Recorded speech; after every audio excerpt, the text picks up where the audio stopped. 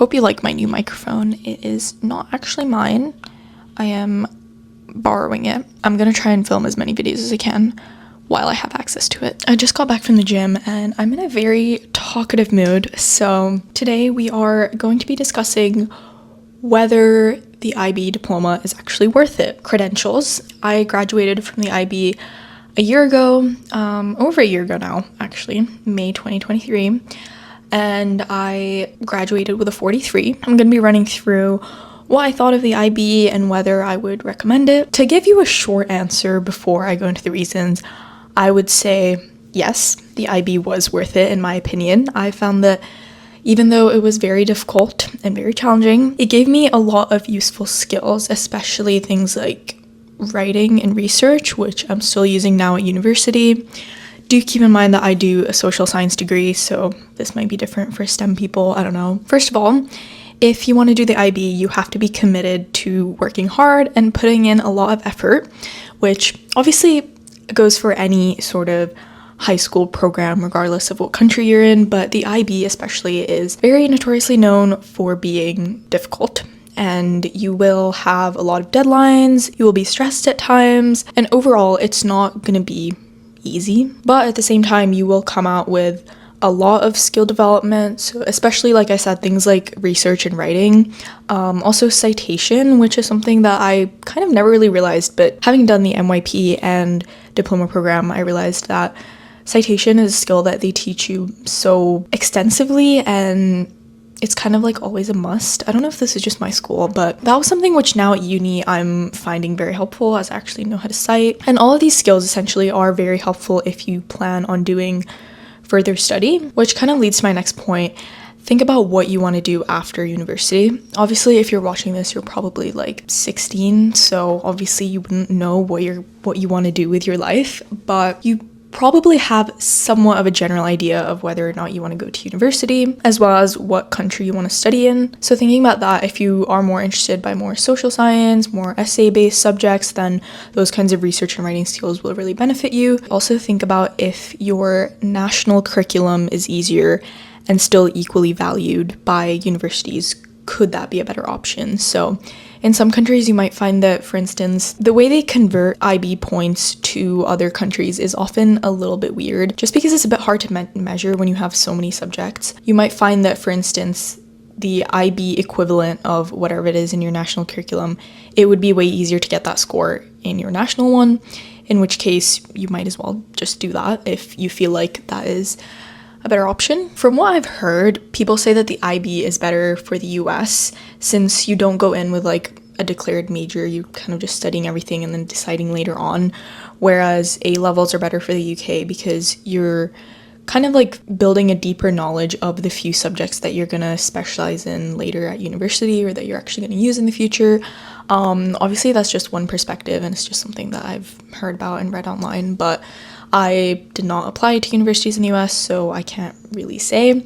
But I will say that to some extent, I can see how A levels might be better for the UK, especially because you do have that kind of depth of knowledge, whereas in the IB, you're studying a broad range of subjects, but you're not going as deep into all of them. You could argue that the HLs are technically equivalent to A levels, but at the same time, you are spending some time on the SL subjects, and that time could have been spent on the HL subjects if you had been doing just those, if that makes any sense. So if you're willing to study a more broad range of subjects, then you might enjoy the IB. This is also good if you're willing to study subjects across different areas pretty much. So for instance, you will do 2 languages, you'll do a social science, a natural science, an arts or like other one, you'll do TOK, which is like philosophy.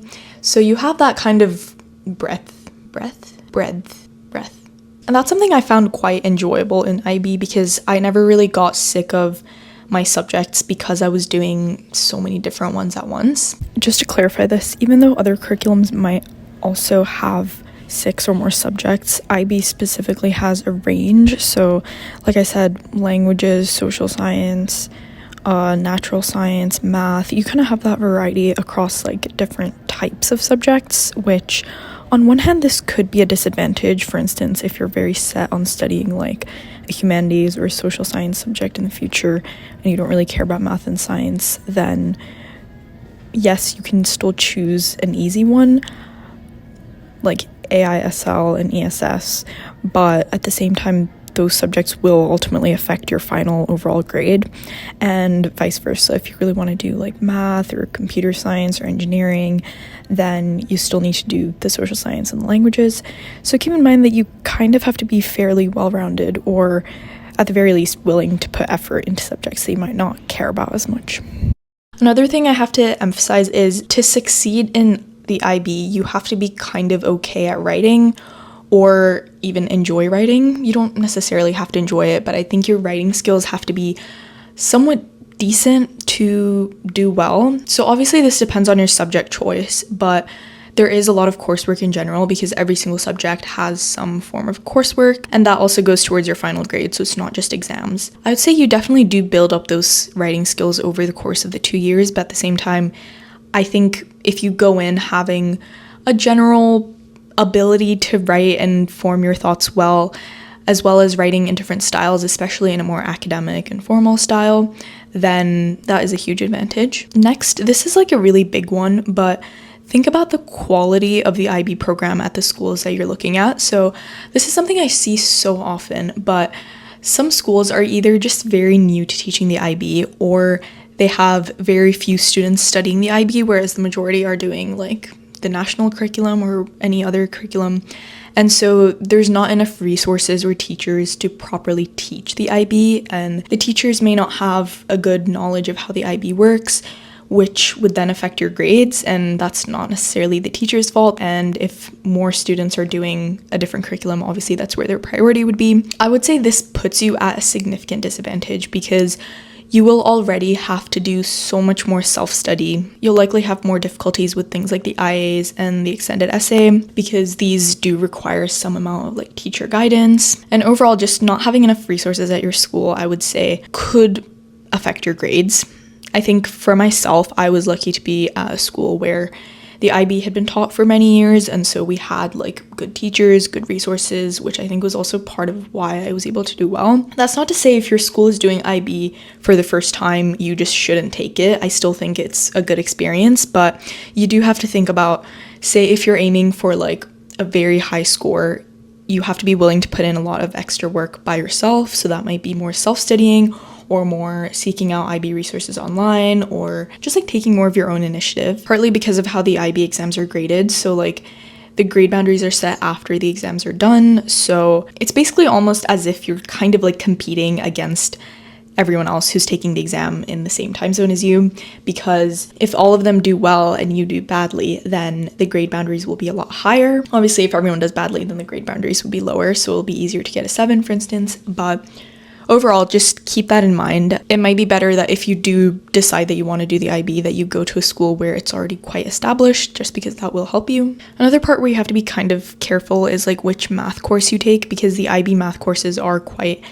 different to most other curriculums, and also because the recent updates with like having AI and AA, which is, I know it's not that recent now. I think when I started IB, there had only been like one group of people who had taken those exams, if I'm not mistaken. That's kind of another thing, because there has been this thing where some unis don't value AI as much as AA, which I took AIHL and I really liked it.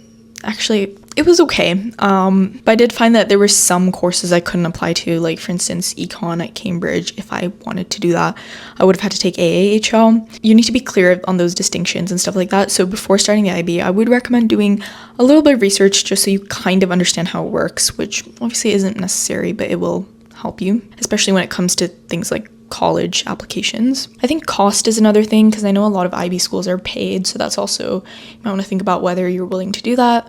And some IB schools are also selective, so you'll have like entrance tests. Mine did not have that, but you might want to think about how selective the school is and like whether those are doable, if you have any backup options, things like that. That's literally everything I had written down, and this video is way shorter than I thought it would be, but some additional thoughts. So I did the MYP, which is the middle years program, which is kind of like IB for grades 6 to 10, so like when you're 11 to 16 years old. And although it's not exactly the same as the diploma program, it does have a lot of similarities. Obviously, it's still owned by the International Baccalaureate and they set all the regulations and everything. Most of all, just doing a lot of research and writing throughout all of my classes helped me a lot. So I was pretty confident on those. So just to give a more conclusive answer as to whether you need to take the MYP, I personally don't think that the MYP or even the PYP is really necessary to do the IB diploma. Obviously, it's nice because you do get some familiarity with like how the IB works, how you get graded on different criteria and things like that. But at the same time, the actual diploma program is quite different. So I'd say really doing any program that involves like a good amount of things like essay writing, lab reports, doing research, having like projects and tests and citation, that's also a big one. I think those are the kinds of like transferable skills that will actually help you when you do like the IB diploma, which obviously it's not a huge issue if you feel like you're not too strong in those and your middle school program didn't really teach you them. I wouldn't say you'd be like too behind or anything. I think one thing that the MYP does kind of lack is having any sort of final exams. So I know there is like the e-assessments, which is kind of like finals, which some schools do, but I only did those for math and sciences. So I had very little experience in preparing for really any kind of big exam, like the IB mock exams or even the IB finals. And if you compare that to something like GCSEs, where you do have final exams and you have that experience of like revising a large amount of content, I think that could be more relevant to what the IB is like. And another big thing is the MYP 5 personal project, which you do in 10th grade. I don't even know if this is still a thing because I know the IB changes stuff all the time, but when I did MYP, it was a thing. And I would say that gives you pretty decent experience into what it's like to write a long report, which is kind of like the EE. But at the same time, the EE is way more like research heavy and I'd say also a lot harder. So it's not like directly super relevant. I know a lot of DP students do IGCSE before, so you might want to look into that. I can't really recommend anything since I haven't done them, obviously, but yeah. Having gone through the IB, I noticed that the actual subject content you learn, most of it you will not use in the future just because you're studying 6 different subjects and obviously you're not studying all 6 of those subjects in the future.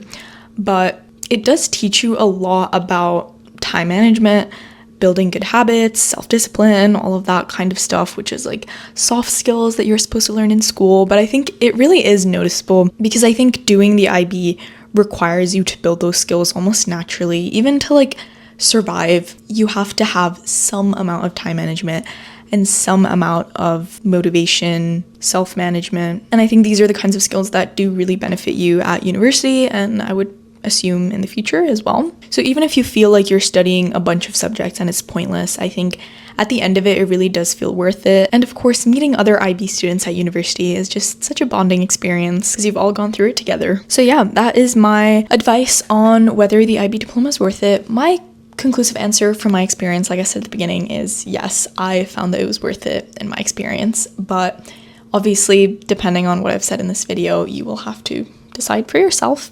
If you have any other questions, then leave them in the comments or any other requests for IB videos. That is it for today.